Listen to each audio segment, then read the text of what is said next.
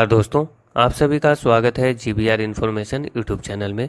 दोस्तों, आज मेरी वीडियो काफ़ी दिनों बाद आ रही है। करीब 6 दिनों से मैंने कोई भी वीडियो नहीं दिया है, उसके लिए आई एम सॉरी। परंतु दोस्तों, मैं मजबूर था क्योंकि मेरे मामा जी का देहांत हो गया था, तो उसी में मैं बिजी था। परंतु आपसे आज से जो है आपको प्रतिदिन एक वीडियो मिलेगी।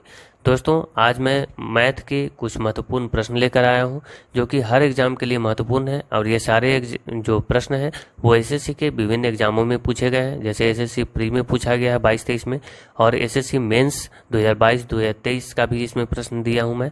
और मुझे उम्मीद है कि ये सारे प्रश्न आपको जरूर आते होंगे। तो ये सारे प्रश्न आपको जो है पहले खुद ही पर बनाने का प्रयास करना है, उसके बाद ये वीडियो देखना है।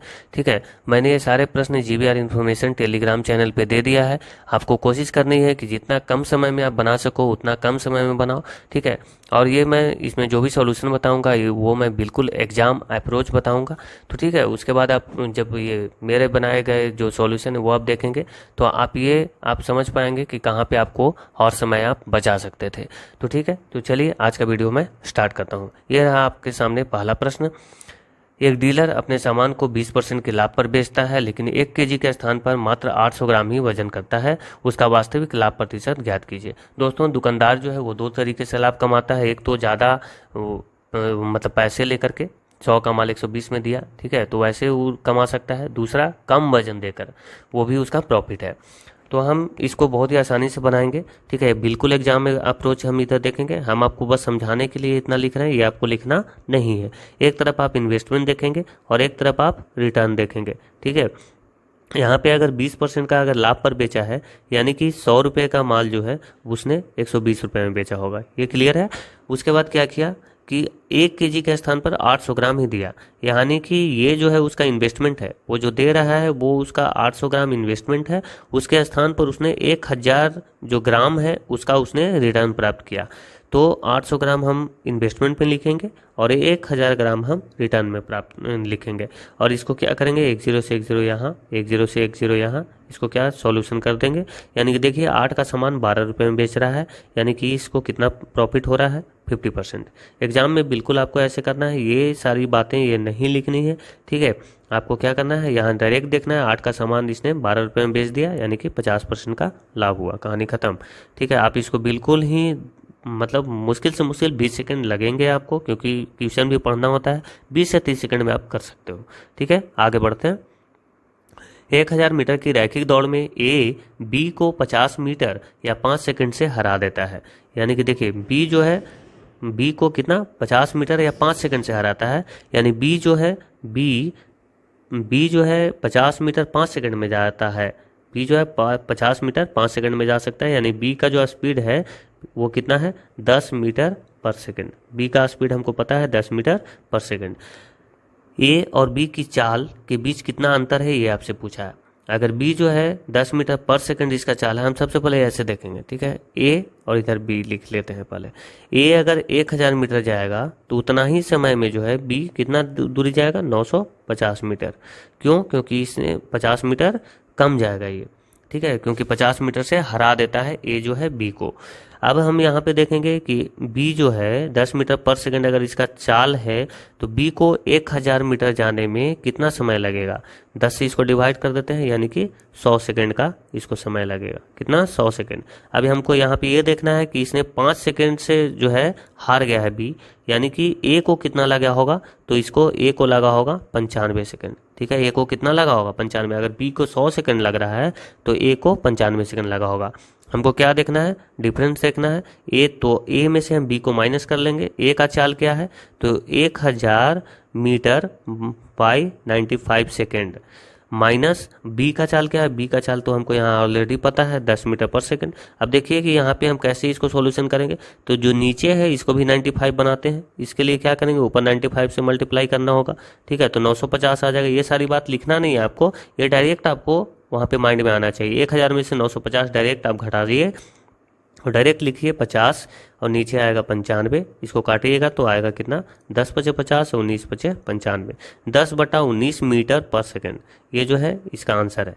ठीक है, तो बहुत सारी बातें जो मैंने इसमें जो फालतू का लिख दिया वो सारे लिखने नहीं होते, वो आपको माइंड में रखना होता है। ठीक है, आगे बढ़ते हैं। 15% छूट देने के बाद एक वॉशिंग मशीन का मूल्य जो है 29,750 रुपये है। यानी कि वॉशिंग मशीन जो है 15% छूट के बाद उसका मूल्य इतना है। यानी कि ये जो है मूल्य कितना परसेंट का है, ये 85% का वैल्यू है। यहाँ से क्लियर हुआ, ये जो है मूल्य ये 85% का मूल्य है। तो आगे देखते हैं इसका अंकित मूल्य कितना है। तो हम इसका मार्क प्राइस देख लेते हैं। अगर 85% का वैल्यू है 29,750 रुपये, इसको 85% हम लिख लेते हैं, डिवाइड बाई 100%, 100 यानी कि 100% कितना होगा वो देखना है। तो 17 पचे 85, 20 पचे 100, 17 से इसको काटें तो 17 एकम 17, 17 सत्ते 19 से, और 17 पचे 85, 0, 175 दूनी 350, यानी कि 2 जीरो उस पर, इतना जो है उसका मार्क प्राइस है। उसके बाद बोला यदि कोई छूट नहीं दी जाती है तो दुकानदार को 12% का लाभ होता है।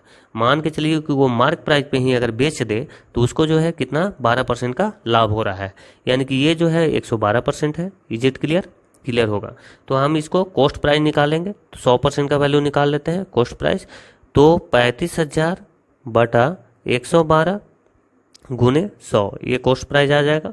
इसको कैसे काटेंगे, 28 चौके 112, 25 चौके 100, और इसको काटेंगे तो 28 से कम 28, 28 दूनी 56, बच गया 14, 0, 140, 28 पचे 140, 1 जीरो और 25 पचे 85, हाथ में 12, 25 दूनी 50 और 12 62, हाथ में 6, 25 से कम 25 और 6, 31, 1 जीरो और 31,250 रुपये इसका क्रय मूल्य है। मतलब वॉशिंग मशीन जो है 31,250 रुपये में खरीदा गया हो। आपके सामने अगला प्रश्न, हम आपको इसमें ऑब्जर्व करना पड़ेगा, ये देखना पड़ेगा कहीं पे भी इसमें एक्स का मान नहीं पूछा गया है, और आंसर भी जो है वो कहीं पे भी एक्स के टर्म में नहीं है। यानी कि हम एक्स का मान कुछ भी यहाँ पे पुट कर सकते हैं। हमको सबसे आसान रहेगा एक्स का मान 0 पुट करने में, लेकिन हम अगर एक्स का मान अगर 0 पुट करते हैं तो वो देखना पड़ेगा कि कहीं पे भी इनफाइनाइट तो नहीं बन रहा है। तो हम एक बार देख लेते हैं, देखें तो ये कहीं पे भी 0 नहीं बन रहा है, इनफाइनाइट नहीं बन रहा है। तो हम एक्स का मान 0 पुट कर रहे हैं। ठीक है, अब जैसे ही एक्स का मान 0 पुट करेंगे तो ये वाला टर्म देखिए 0, ये वाला 0, ये 0 और ये भी 0। ऊपर में क्या बचा, -9 इंटू -1 तो हो जाएगा प्लस का 9, ऊपर में हो गया प्लस का 9। ठीक है, नीचे क्या हुआ, -1/3 इंटू 1, -1/3, माइनस का 1/3, और ये 3 ऊपर जाएगा, ये 3 जैसे ही ऊपर जाएगा तो हो जाएगा 9 इंटू -3 तो हो जाएगा -27। ये वाला जो टर्म है इसका जो पूरा हुआ सॉल्यूशन वो उसका आया है -27। अब इसको हम देख लेते हैं। इसको जैसे ही देखेंगे तो ये जो x है वो 0 हो जाएगा, ये 0 हो जाएगा, और ऊपर में क्या है 9, ऊपर में है 9, नीचे है प्लस का 1/3 और इंटू 1 तो 1/3, और ये 3 जाएगा ऊपर तो हो जाएगा 27, 9 इंटू 3 हो जाएगा 27। ये दोनों को हम मल्टीप्लाई करेंगे क्योंकि यहाँ पे मल्टीप्लाई करना है, तो हो जाएगा -27 इंटू 27 माइनस का 729।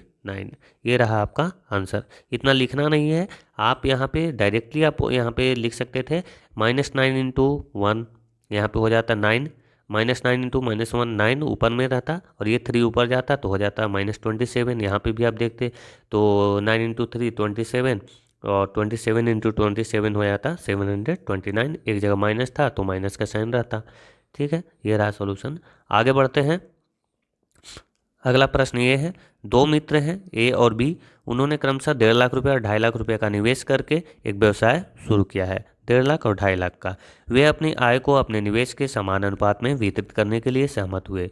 मतलब जिस अनुपात में उन्होंने पूंजी इन्वेस्ट किया है, इन्वेस्टमेंट है, उसी अनुपात में उनका लाभ भी बटेगा। 1 वर्ष के बाद अर्जित लाभ जो था वो 6 लाख रुपए था।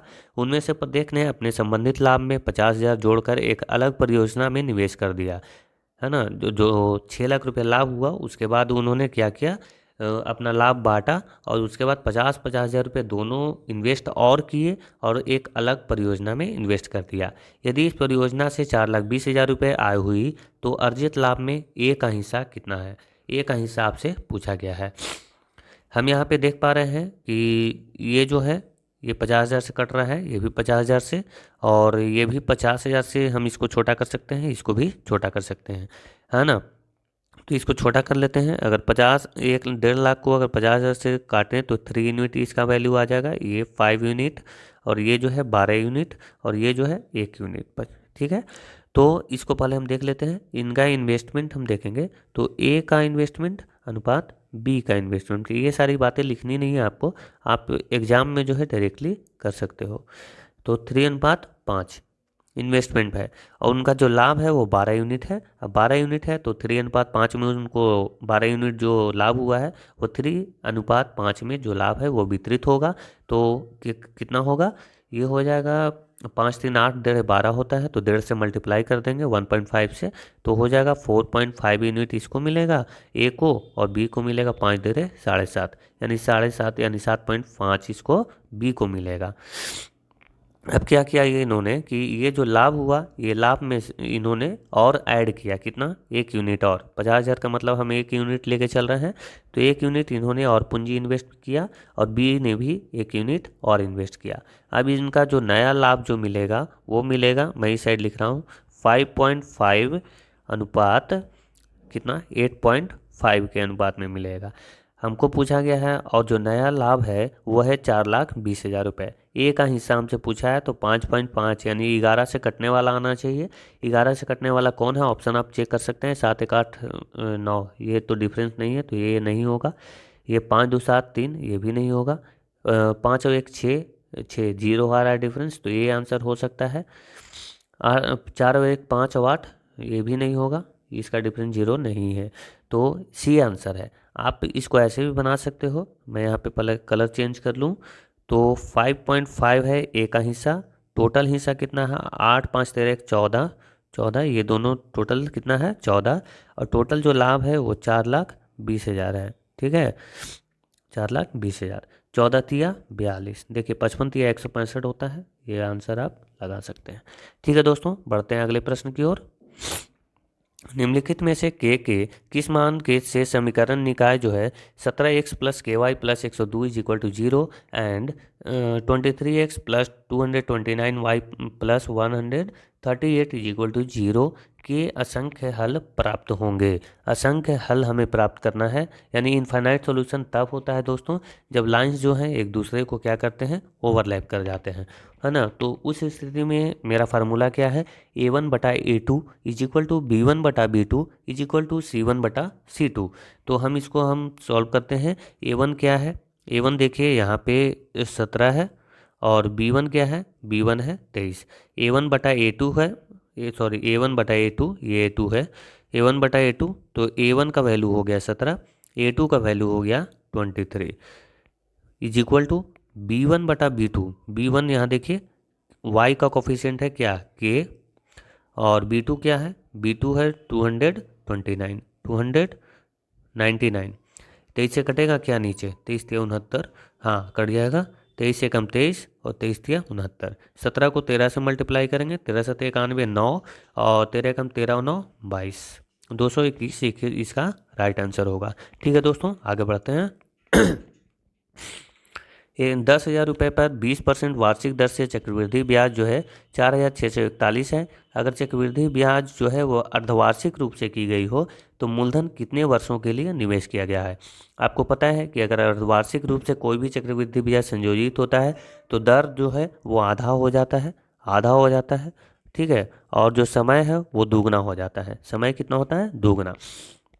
तो देखिए इन्वेस्टमेंट है आपका क्या, 10,000 रुपये, प्रिंसिपल है 10,000, और जो अमाउंट है वो है कितना, ये तो चक्रवृद्धि ब्याज है, तो अमाउंट इसमें 10,000 और जो में जुड़ जाएगा 4,641, तो हो जाएगा 14,641 रुपये। हम यहाँ पे देख पा रहे हैं कि 10 का पावर 4 है, देखिए 4 0, और ये जो है इसका 10% होता है कितना, 10% और इसमें ऐड होगा तो हो जाएगा 11। अब इसको देखें कि ये भी जो है 11 का पावर 4 है, 11 का पावर 4, यानी कि जो समय है वो 4 वर्ष रहा होगा। अब ये 4 वर्ष कैसे आया होगा, तो यहाँ पे ये ध्यान देना है, अर्धवार्षिकी में ये 4 वर्ष आया है, तो वार्षिकी में कितना आएगा, 2 वर्ष, आधा होगा, तो इसका 2 इसका राइट आंसर है। आप चाहो तो इसके लिए आप दूसरा तरीका भी अपना सकते हो, जैसे कि ये भी अपनाना आसान होगा क्योंकि 10,000 रुपये है, तो 10,000 लिख दिया। 10% जो है वो लेके हमको चलना है, तो 10% होगा कितना, 1000। ऐड करते जाइए, 11,000 रुपये हो गए। उसके बाद ये पहला वर्ष में हुआ 11,000। दूसरा वर्ष में कितना होगा, 1100 होगा 10%, तो हो जाएगा 12100। उसके बाद फिर से क्या करना है, 1210 10% होगा, इसको ऐड कीजिए तो कितना हो जाएगा, 3310। इसके बाद फिर से एक बार, तो 1331 रुपया होगा 10%। 4 6, ये हो जाएगा 4 1। देखिए ये हो गया टोटल मूलधन, सॉरी टोटल अमाउंट। तो ये देखिए, ये टोटल अमाउंट मेरे पास 14,641 ही आना था। ये देखिए पहला वर्ष का है ये, दूसरा वर्ष का ये है, तीसरा वर्ष का ये है और चौथा वर्ष का ये है। 4 वर्ष में आ जा रहा है उतना, तो 4 का आधा होता है 2, तो 2 इसका राइट आंसर होगा। ऐसे भी बना सकते थे आप। आगे बढ़ते हैं। इसमें दिया गया है 2 का power x plus 2y is equal to 256 and 3 का power x minus 2y is equal to 1/27। और इसका आपको x प्लस वाई का वैल्यू बताना है।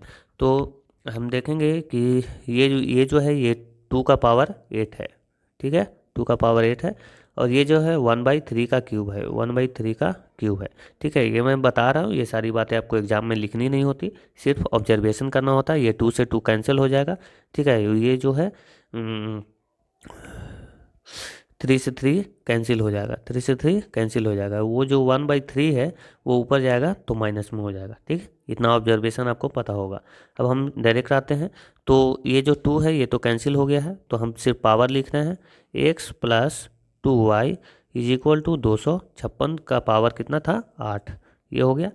और यहाँ पे क्या है, x प्लस 2y, सॉरी वहाँ माइनस है, -2y is equal to minus का 3, क्योंकि 3 जब ऊपर गया जाएगा तो माइनस में हो जाएगा।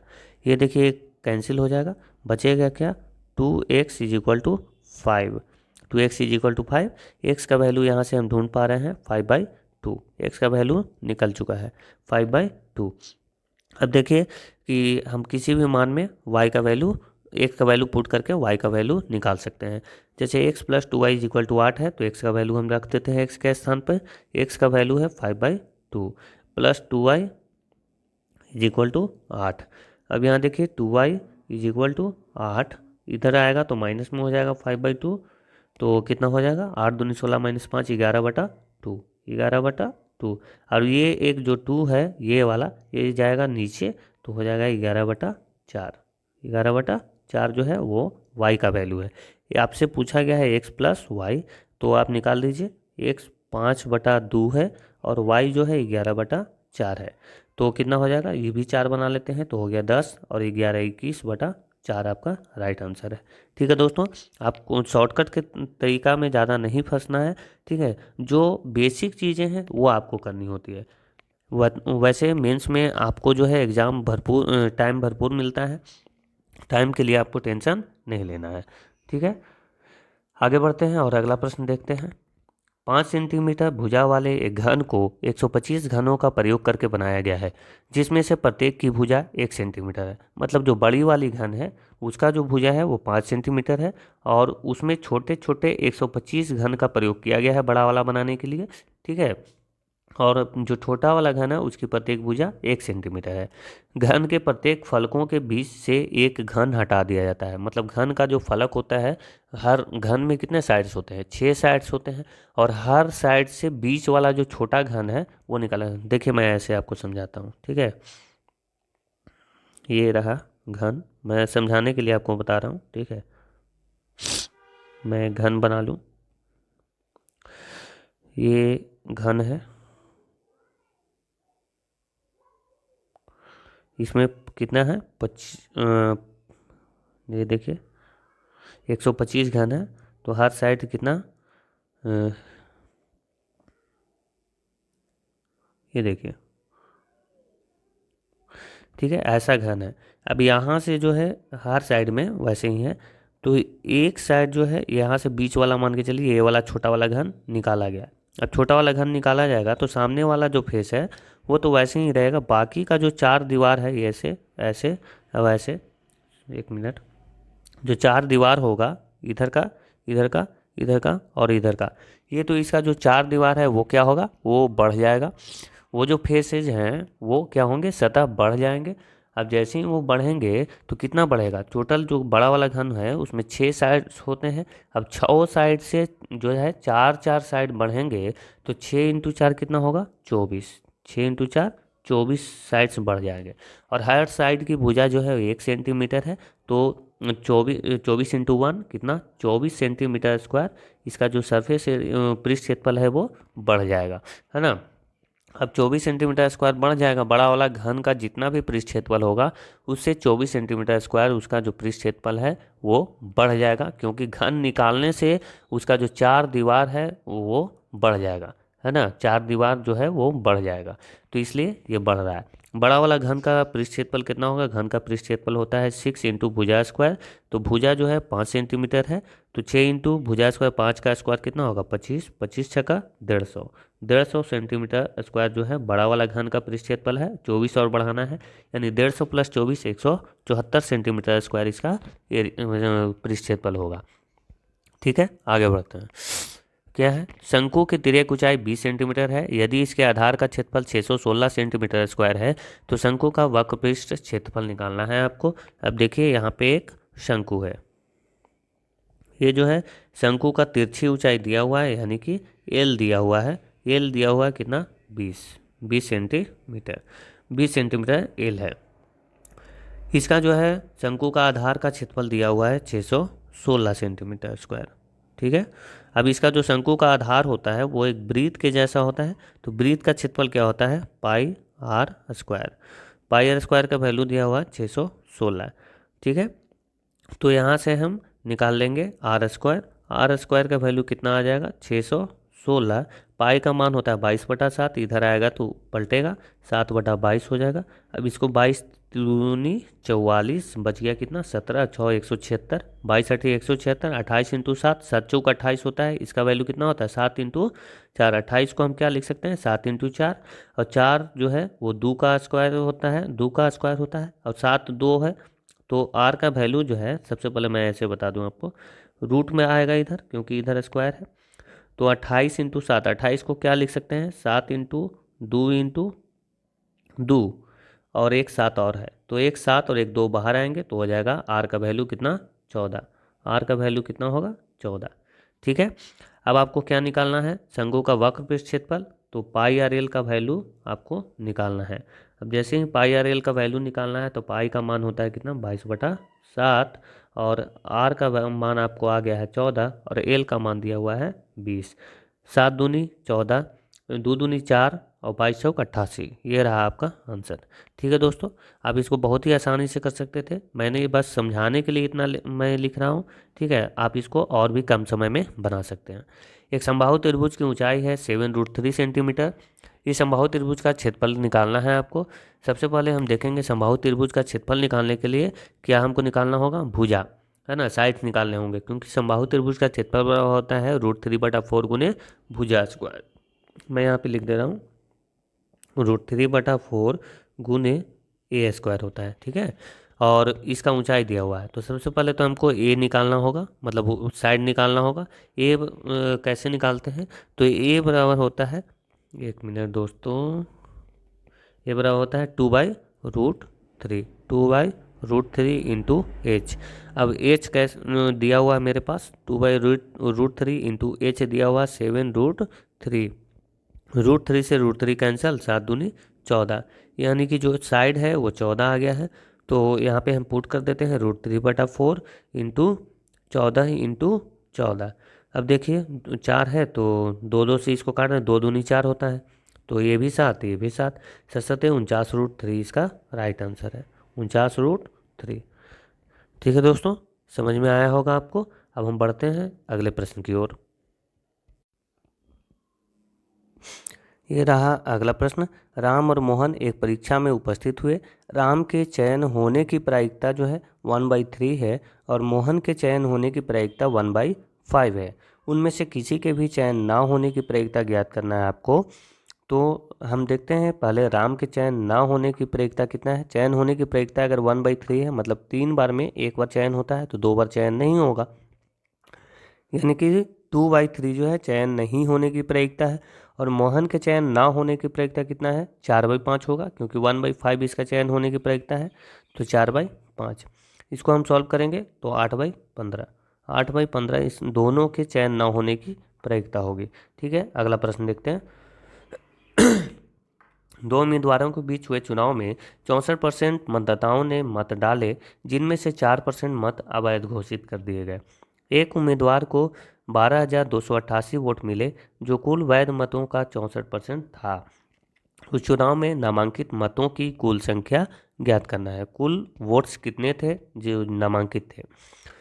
तो देखिए, उम्मीदवार के बीच चुनाव हुआ जिसमें 64% मतदाताओं ने मत डाले। अगर मान के चलिए टोटल मत x थे, तो उसका जो है x का 64% मतदाता जो है वो वोट डाल दिए, 64%। ठीक है, उसमें से 4% जो है अवैध हो गए। ये जो टोटल डाले इसमें से 4% और अवैध हो गए, यानी कि वैध मत कितने हैं, 96%। ठीक है, 96%। अब जो इतने जो वैध वोट आ गए, इसमें से एक व्यक्ति को 12,288 वोट मिले, और वो टोटल वैध मतों का कितना था, 64%। इसका टोटल का 64% था, जिसका वैल्यू कितना है, 12,288। ठीक है दोस्तों, 12,288। अब देखिए, इसको हम सॉल्व करते हैं। तो इसको काटेंगे तो हो जाएगा कितना, 16 चौके 64, 25 चौके 100, 25 चौके 100, ये भी 25 चौके 100, सब 4 से कटने वाले हैं। ये 16 चौके 64, ये 24 चौक 96। इसको काटते हैं 16 सते बिलोतल से, 16 8 28 से, 16 सते बिलोतल से 16 8 28 से होता है, तो 10 बचेगा और 108 होगा। 16 16 छक 96, 16 छक 96, कितना बचेगा, 12, 16 8 28 से 768। ये देखिए 24 से भी कट रहा है, 24 तिया 72 और 24 दूनी 48। देखिए 16 से भी कट रहा है, 16 दूनी 32।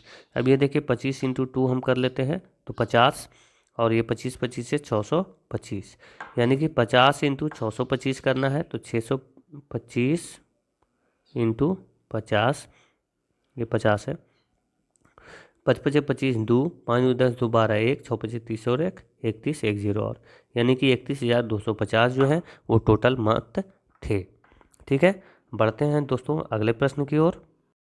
यहाँ 14वां प्रश्न दिया गया है, एडी एक वृत्त का व्यास है और ओ केंद्र है। एडी जो है वृत्त का व्यास है और ओ केंद्र है। एक मिनट,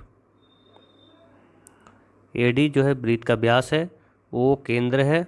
ठीक है, और यदि BO की लंबाई 7 सेंटीमीटर, BO ये वाला दिया गया है 7 सेंटीमीटर, तो OC की लंबाई हमसे पूछा गया है, ये वाला पूछा गया है। मैं इसको कलर दूसरा लेता हूँ, ये पूछा गया है। तो हम यहाँ पे देखेंगे, और ये दिया गया है 60, ये आपको 60 दिया हुआ है, ये 60 है, ये यहाँ पे ये 90 होगा, ये भी 90 होगा, है ना। ये कितना होगा, 90, ये 60 दिया गया है, ये भी 60 होगा और ये भी 60 होगा, ये 60 होगा। ये जब 90 है, ये 60 है, एक मिनट, ये 60 है, ये 90 है, तो 60 और 90 यानी कि 150, बच गया कितना, 30, ये वाला 30 है, 30 डिग्री। और ये भी कितना है, 90 और 60 हो गया 150, ये भी जो है 30 डिग्री है। कितना डिग्री, 30 डिग्री। ठीक है, आपसे जो है ये 30 के सामने वाला जो एंगल है वो दिया गया है, 30 के सामने वाला जो भुजा है उसकी लंबाई दी हुई है 7। आपसे 90 के सामने वाला जो साइड है उससे उसका पूछा गया है।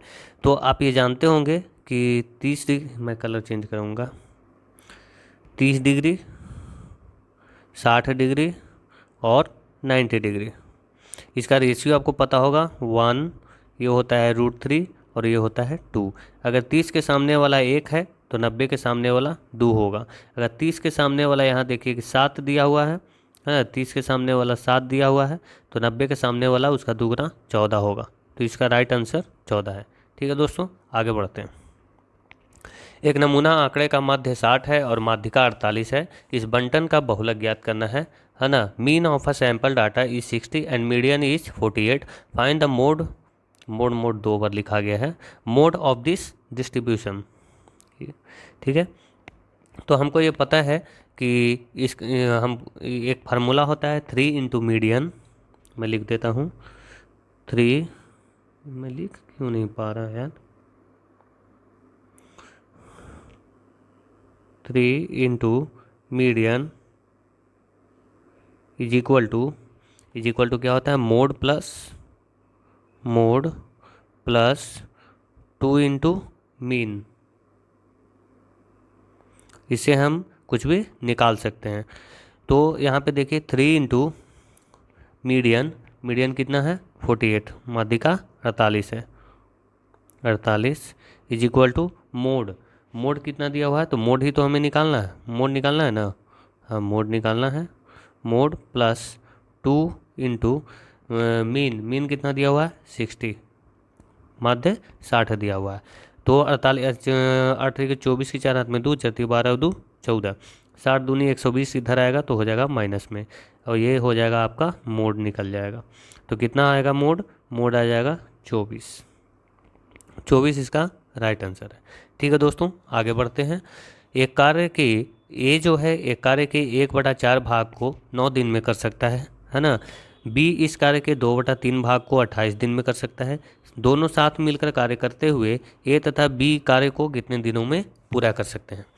देखिए दोस्तों, अगर 1/4 काम जो है अगर 9 दिन में कर रहा है, तो यानी कि 4 काम टोटल है और एक काम किया उसने 9 दिन में, तो 4 काम कितना दिन में करेगा 36 दिन में। ये आपको दिमाग में सोच लेना है। अगर 2/3 काम मतलब 3 काम टोटल है, जिसमें से 2 काम 28 दिन में कर रहा है, यानी एक काम 14 दिन में, तो 3 काम कितना दिन में करेगा 42 दिन में, है ना। जो बी जो है टोटल काम कितना दिन में करेगा 42 दिन में, ये करेगा 36 दिन में। अब ये दोनों का एलसीएम लेंगे तो कितना होगा 36, 7 छक 42, यानी कि 36 सत्य होता है 252। इसका इफिशियंसी कितना है 36 सत्य होगा 7, और इसका इफिशियंसी कितना है, इसका होगा 42 छक्का 6, इसका इफिशियंसी होगा। तो टोटल काम 252, और दोनों अगर मिल के करेंगे तो 7 और 6 एक दिन में काम, यानी कि 13 काम होगा। 252/13 इसका राइट आंसर होगा। ठीक है दोस्तों, आगे बढ़ते हैं। ये रहा अगला प्रश्न। 10 सेंटीमीटर त्रिज्या वाले वृत्त में एक्स वाई और पी क्यू दो क्रमशः क्या है 12 सेंटीमीटर और 16 सेंटीमीटर लंबाई वाले दो समानांतर जीवाएँ हैं, है ना। एक जो है इधर है और एक इधर है, ये पी क्यू हो गया पी क्यू, और ये हो गया एक्स वाई। एक है 12 सेंटीमीटर और एक है 16 सेंटीमीटर। दोनों जीवाएं केंद्र के विपरीत दिशा में है। जीवाओं के बीच की दूरी निकालना है आपको, ये वाला निकालना है दूरी। ऐसा जब भी प्रश्न आए अगर दोनों विपरीत दिशा में हो तो आप कुछ नहीं करेंगे, ये दोनों की लंबाई को ऐड करेंगे तो 12 16 कितना होगा 28, और इसका आधा कर देंगे तो आपका 14 आंसर आ जाएगा। ठीक है, 14 सेंटीमीटर इसका राइट आंसर है। आगे चलते हैं, हम एग्जाम अप्रोच अपना रहे हैं इसीलिए हम उसके डिटेल्स में नहीं जाएंगे। एक डेयरी वाला प्रति लीटर दूध के लिए 6.4 रुपये का भुगतान करता है, 6.4 रुपये का। फिर वह दूध में पानी मिलाता है और मिश्रण को 8 रुपये प्रति लीटर की दर से बेचता है, जिससे उसे 37.5% का लाभ होता है। ग्राहकों को मिलने वाले दूध में पानी और दूध का अनुपात निकालना है। तो हम देखेंगे कि 6.4 यानी 6.4 की दर से खरीदा और 8 रुपये प्रति लीटर की दर से बेचा। हमें नहीं पता है कि उसने मिलावट कितनी करी है ना। 8 रुपये क्या है 6.4 की दर से क्या किया है उसने खरीदा है, और 8 रुपये प्रति की दर से बेचा है। मिलावट कितना की हमें नहीं पता है, और जो टोटल है वो मिश्रण जो है उसका लाभ कितना होगा 37%। 37 का वैल्यू कितना होता है 3/8, यानी कि 3 रुपया लाभ वो लिया है 8 पे, यानी कि 11 रुपया में बेचा 8 का माल, यही ना। 11 रुपये में बेचा 8 का माल। अब इसको आप सॉल्व कर लो। अगर हम सॉल्व करेंगे तो ये देखिए, मैं इसको यहाँ ऐसे काटता हूँ। ये देखिए 16 चौके 64, 4 बार 16 पचे 80, ठीक है, और 4 दूनी 8, 4 दूनी 8। ये देखिए तो कितना होगा 11, क्रॉस मल्टीप्लिकेशन करेंगे तो 11/10, 11/10 यानी 10 का माल 11 रुपये में बेचा, यही ना।